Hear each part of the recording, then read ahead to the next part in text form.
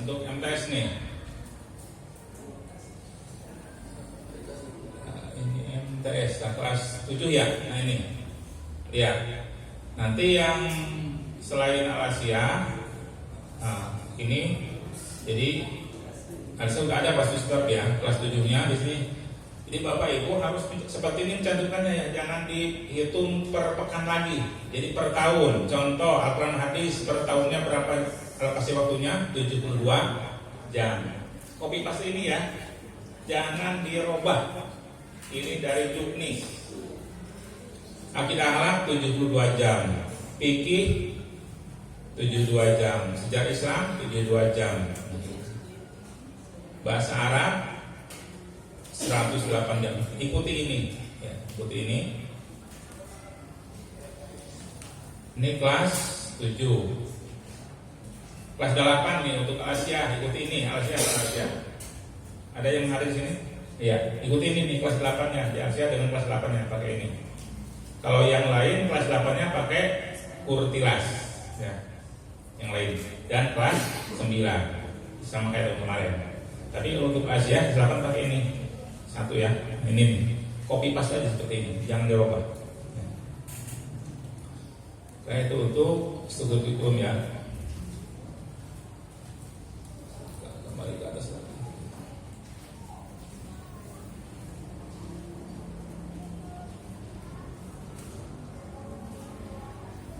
Terus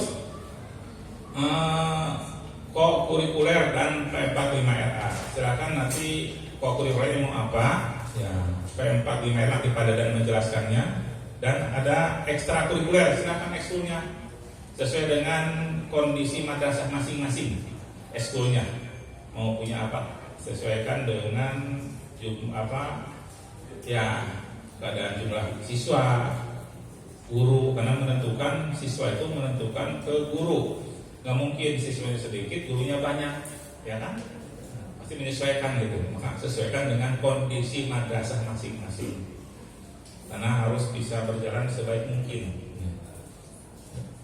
Untuk ekstrakurikuler dan program pendukung, silakan program pendukung itu menyesuaikan, ya, menyesuaikan dengan jumlah siswa, dengan kondisi madrasah. Jangan sampai muridnya sedikit, ekskulnya banyak, program pendukungnya banyak, siapa yang ngajar nanti? Itu kan tidak realistis gitu ya. Sesuaikan aja dengan kondisi masing-masing. 3, jadi jangan seperti gini nih. Kan di profil ada tuh jumlah guru, jumlah murid, ada kan di sana kondisi madrasah, ada operasional macam, tapi di sini banyak sama dengan yang copy paste, kan nggak realistis nanti ya. Tolong sesuaikan gitu. Biar kurikulumnya jangan hanya sebatas persyaratan, tapi sebagai pedoman gitu. Kan ada juga kurikulum dibuat disahkan simpen nggak boleh dibuka-buka gitu. Ya, simpen di lemari rapih banget udah jadi dibuka nggak pernah gitu. Karena persyaratan aja akreditasi gitu. Itu yang nggak bagus. Harus sebagai pedoman, landasan Bapak Ibu mengelola pendidikan di tingkat madrasah sanawiyah. Terus pengaturan beban belajar. Nah, kalau pengaturan beban belajar nggak boleh dirubah-rubah, tidak berdasarkan jumlah siswa atau kondisi madrasah, tidak. Harus mengikuti aturan yang ada, ya. Jangan merubah, apalagi guru sertifikasi biar jamnya cukup ditambahin jam gedein gitu jamnya. Nggak bisa ya. Ingat, kalau pengaturan beban belajar tidak berdasarkan kondisi madrasah, jamnya harus diikuti aturan. Jelas ya? Jangan main-main ya, jangan. Tapi kalau tadi jumlah guru, ekskul itu sesuaikan, itu memang bisa. Terus yang selanjutnya strategi pembelajaran. Nah, kalau strategi juga sesuaikan dengan kemampuan guru. Intinya guru yang bagus adalah guru yang bisa mengajar sesuai dengan harapan anak, artinya masuk ke anak didik itu. Jangan memaksakan ngajar tidak sesuai dengan yang Bapak Ibu kuasai. Ya nanti ke anak nggak masuk kan. Intinya anak yang berhasil, bukan guru yang berhasil, anak yang berhasil, anak yang sukses. Jadi guru mengajar sesuai dengan kompetensi guru, ya, biar benar-benar masuk anak. Tapi juga jangan lupa mengikuti sesuai regulasi. Ya, kalau Untuk kelas 7 ya harus kurikulum merdeka, kelas 8 bagi yang masih kurtilas dapat kurtilas gitu, jangan salah. Selanjutnya asesmen atau penilaian. Jadi kalau bahasa untuk kurikulum merdeka itu namanya asesmen, ya, asesmen dasar. Tapi yang sekarang itu sama asesmen kan ya, yang di kali sama asesmen atau penilaian pembelajaran untuk kurtilas. Jadi asesmen. Silakan dibuat aturan main tentang asesmennya. 3.2 nih berarti untuk kurikulum 2013 tadi untuk Al-Asia hanya kelas 9 saja ya. Tapi yang selain Al-Asia berarti di 3.2 isinya kurikulum kelas 8 yaitu kurtilas dan kelas 9 yaitu kurtilas yang dihitung jamnya per pekan. Ingat yang keliru ya, ini yang kuncinya nih, jangan sampai salah nih, nanti saya verifikasi. Untuk 3.2 selain Asia itu kelas 8-nya kurikulum 2013 dan kelas 9 ya, itu tinggal copy paste tahun lalu. Jelas semua ya? Oke. Aman ya? Aman. Kalender pendidikan, Kaldik ya, Kaldik ikuti Kaldik yang dari provinsi ya. Ada nasional ada ya. Kaldik nasional boleh aturan masukin tambah Kaldik provinsi. Karena Kaldik provinsi itu di sana sudah lebih sesuai dengan di Jawa Barat maksudnya. Nanti baru di sana jangan tanda tangan Pak Kanwil, jangan, harus sesuai dengan kode masing-masing. Jadi tanda tangannya harus kepala madrasah ya. Masih ada seperti itu pas diserahkan Kaldiknya tanda tangan Kanwil ya. Berarti itu masih punya Kanwil, bukan punya madrasah. Kan sekarang harus ngambil rujukan dari Kanwil disesuaikan dengan madrasah masing-masing. Tanda tangannya adalah kepala madrasah. Ingat tuh sebetulnya. Saya sering meriksa itu, sering banget meriksa masalah tangan Kanwil, padahal yang pakai nasional. Jangan, harus tanda tangan kepala madrasah masing-masing.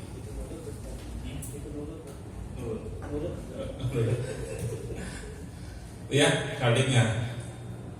Yang bab 5 penutup.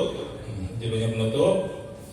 5 titik pendampingan, evaluasi dan pengembangan profesional, evaluasi kurikulum dan kesimpulan. Isinya itu ya, ada 3 isinya di penutup. Kemarin kan enggak penutup aja ya. Sekarang penutup ada 3. 5.1 pendampingan, evaluasi dan pengembangan profesional. 5.2 evaluasi kurikulum. 5.3 kesimpulan. Ini ya jadi rujukan nanti. Jadi kami verifikasi dasarnya ini tidak keluar dari ini. Ini karena yang dilakukan oleh Kanwil. Yang kemarin kami menyelesaikan di puncak, ini belum turun, besok baru turun gitu ya. Ini pengalaman budaya dia. Ini lampirannya. Pertama harus ada SK tim pengembang kurikulum, SKTPK. SKTPK siapa di dalamnya? Kepala madrasah, terus kurikulum, terus komite, terus guru, terus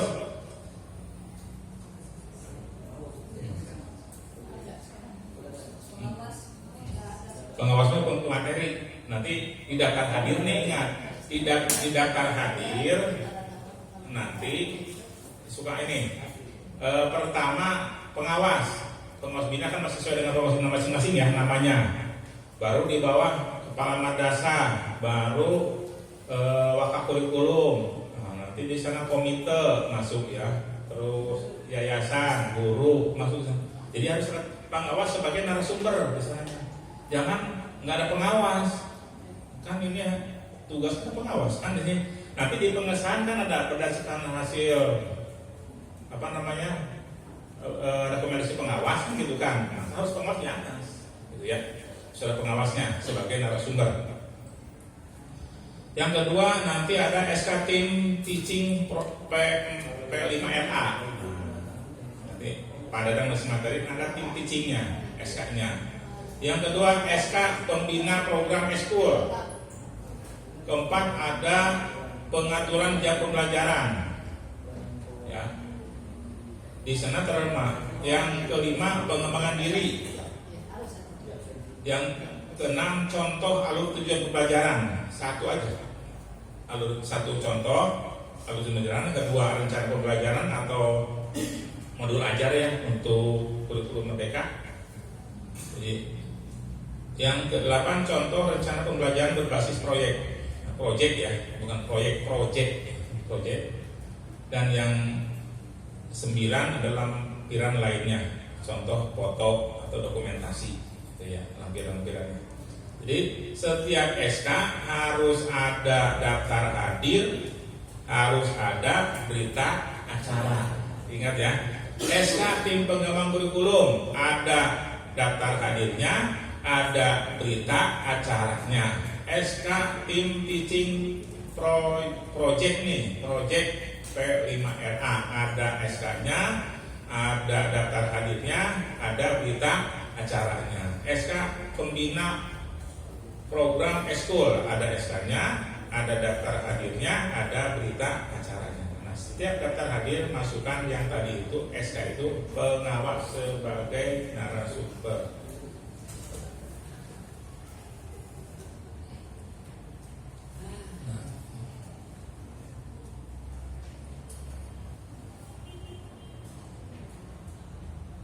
Ini struktur kurikulum untuk MTS.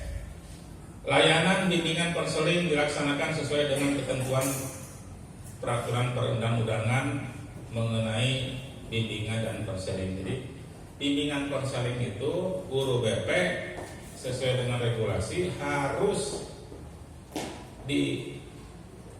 harus mengangkat guru BP itu sesuai dengan kompetensinya. Ini ijazah kalau bisa ijazah guru BP gitu ya. Nah, ada klausul ya, karena kita di madrasah tidak punya guru BP yang ijazahnya bimbingan konseling, tapi di sertifikasinya guru BP itu bisa. Nah, itu kan ada aturan lain.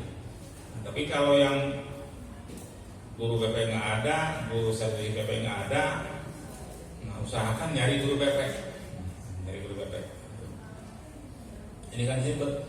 Kan ada bahasa sesuai dengan ketentuan peraturan perundang-undangan. Nah, itu kan bahasa kita harus menjelaskan sesuai dengan aturan itu tadi. Jadi ngangkat guru BP harus ijazah BP linier. Kecuali tadi ada yang ijazahnya bukan BP tapi guru profesional bimbingan dan konseling atau disertifikasi guru BP. Itu kan ada apa? Tapi selain itu jangan ya. Aturannya yang ada. Jadi itu ya. Yang bagian 2, muatan lokal merupakan muatan pembelajaran yang sesuai dengan kekhasan madrasah, tipologi madrasah, potensi dan keunikan lokal madrasah. Silakan ya. Ada keagamaan, seni budaya, prakarya, jasa olahraga, kesehatan, bahasa, teknologi dan riset. Silakan sesuaikan aja. Tadi sesuai dengan kondisi madrasah masing-masing, gitu ya. Tidak harus semua kayak sampai riset enggak ya. Sesuaikan dengan kondisi madrasah masing-masing gitu. Yang bagian 3, muatan lokal dapat dilaksanakan pada madrasah melalui pengintegrasian ke dalam mata pelajaran lain, integrasi dengan P5RA dan mata pelajaran yang berdiri sendiri. Jadi muatan lokal kita SK Gubernur ya apa? Yang jelas yaitu bahasa Sunda, bahasa daerah, bahasa Sunda. Bukan bahasa daerah, bahkan ada bahasa daerah, ada bahasa Jawa, ada bahasa daerah yang lain, ada bahasa daerah, bahasa Sunda dengan SK Gubernur gitu ya. Tuh, nanti masukkan karena di sana kan nggak ada tadi ya di tuturnya, masukkan bahasa dan hitungnya kan berapa jam, misalnya 2 jam kan 2 kali setahun berapa jam totalnya ya. Daerahnya. Yang keempat, kurikulum madrasah di madrasah penyelenggaraan pendidikan inklusif. Nah, jadi harus ada kurikulum pendidikan inklusif yang khususan inklusif. Nanti bisa menjelaskan ke Bu Mas Kana. Itu ketua Pokja inklusif Bu Mas Kana ya. Yang kelima, peserta didik yang memiliki potensi kecerdasan istimewa dapat diberikan percepatan pemenuhan beban belajar. Tadi ya.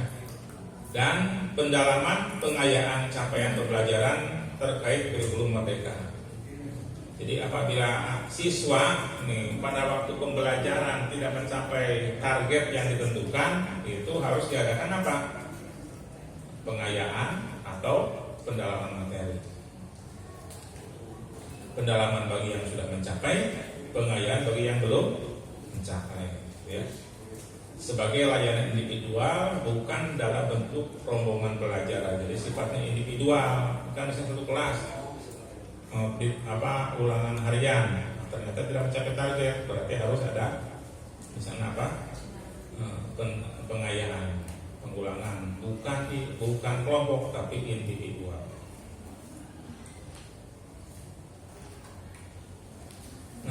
Nah, madrasah dapat melakukan penambahan dan relokasi jam pembelajaran sesuai dengan hasil analisis capaian pembelajaran ketersediaan waktu di madrasah.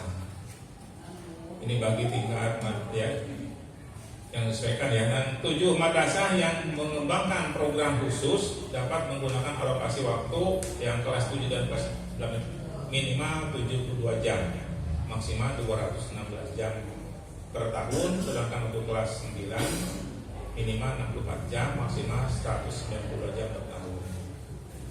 Tim P5RA di madrasah terdiri koordinator, fasilitator dengan bentuk sebagai. Jadi kalau P5RA itu ada yang sebagai koordinatornya, penanggung jawabnya siapa? Baru ada fasilitator. Nah itu dirapatkan tuh, dibentuk. Biasanya bagi guru yang jamnya tidak mencukupi, tambahannya sebagai fasilitator atau koordinator P5A, tambahan jamnya di sana biasanya. Maka itu harus dimusyawarahkan, tetapi ada kendala biasanya. Kendalanya bagaimana? Kendalanya bagi guru yang ngajarnya di beberapa tempat, susah dikumpulkan, sedangkan pada waktu praktek P5R itu kan harus kumpul, gurunya ngajarnya di mana-mana. Nah ini biasanya timnya dibuat, koordinator dibuat, pesan dibuat, pelaksanaannya susah, hanya ada terpampang aja gitu. Pas dicek oleh pengawas begitu, kadang, kok ini nggak jalan Pak, ini susah, gurunya ada ngejigang sekolah ini, susah gitu. Ini ada pelaksanaan terono gitu, nggak ada. Nah, ini oleh kepala madrasah ya, maka silahkan dimusyawarahkan kapan bisa laksanakannya, tiap hari apa, biar gurunya kumpul, jangan hanya ada terpampang jam P5RA, pelaksananya tidak dilaksanakan. Kan ada jamnya nanti, jangan hanya sebatas pemenuhan jam sertifikasi aja. Gitu. Ini kan ya, perlu kita tegaskan di sini. Ya. Jadi untuk P5RA itu dalam 1 tahun ajaran dilaksanakan 2-3 proyek dengan tema berbeda. Guru mata pelajaran yang alokasi waktu P5RA dialihkan dapat menjadi fasilitator setara dengan 1 jam pembelajaran nilainya.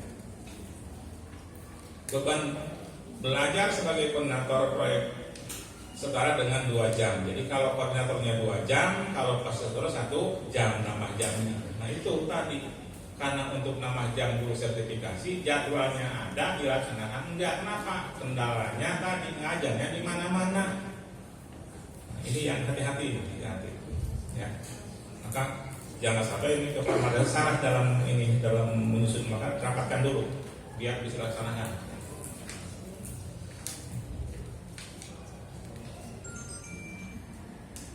Dari strukturnya ini ya, strukturnya.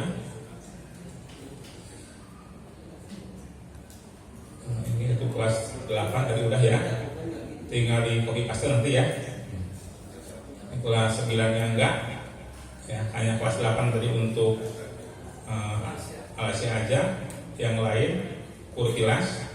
Kelas 9 juga yang lain kur tilas, bukan ini ya, masih yang kemarin. Emang enggak, ini udah kita atas, nggak usah. Nah, ketentuan lain ya, ketentuan lain. Tadi untuk kalian, madrasah yang belum melaksanakan kurikulum merdeka dapat melaksanakan kurikulum 2013 sampai dengan tahun ajaran 2025-2026. Jadi besok terakhir itu semua se-Indonesia harus kurikulum merdeka. Tapi alhamdulillah untuk Cibinong semua tahun ini semua kan ya aman, berarti kan. Nah, ini udah masuk. Yang kedua, madrasah di daerah tertinggal, enggak, kita beri kota aja nih ya, enggak usah. Kita di kota, di kampung, ibu kota, di kabupaten, ya, enggak masuk. FI MTS dapat menerapkan kurikulum merdeka secara bertahap melalui kelas. Kalau FI kelas 1 dan 4, kalau MTS kelas 7.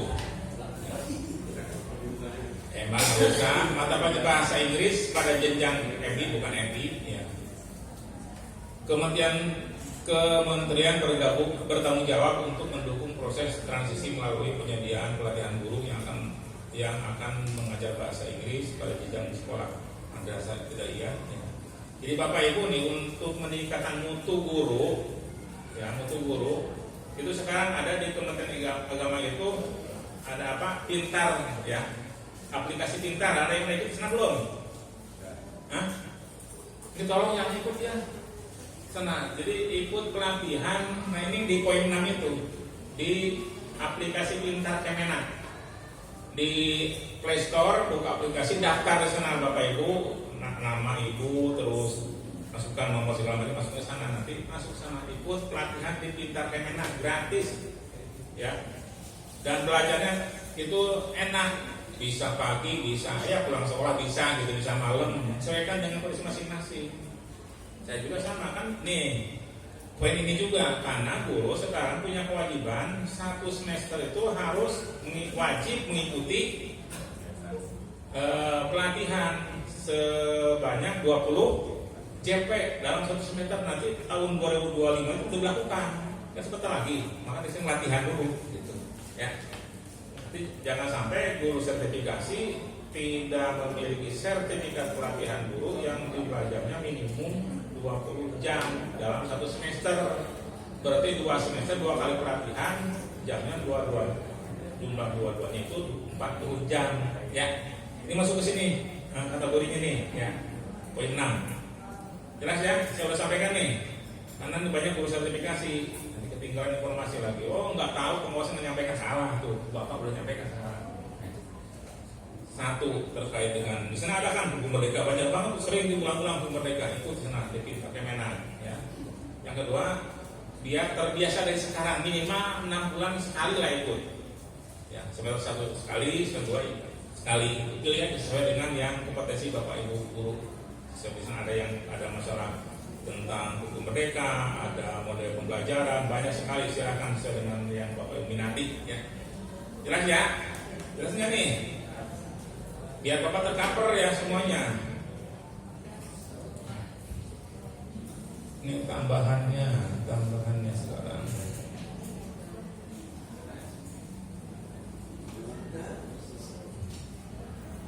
Kalau yang tadi kan pokoknya udah tuh ya.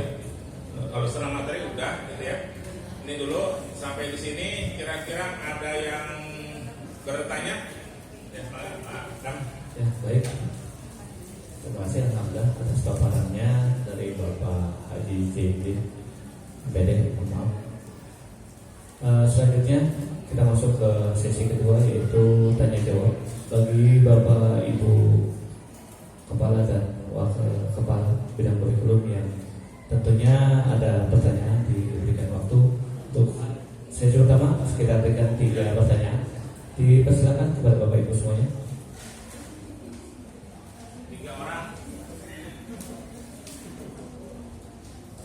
Dipersilakan.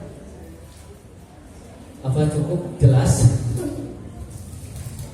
Jelas untuk rangka penulisan kurikulum. Ya, Pak, Ibu silakan Ibu. Ya, karena mic-nya nggak nyampe, Ibu maju ke depan Bu ya.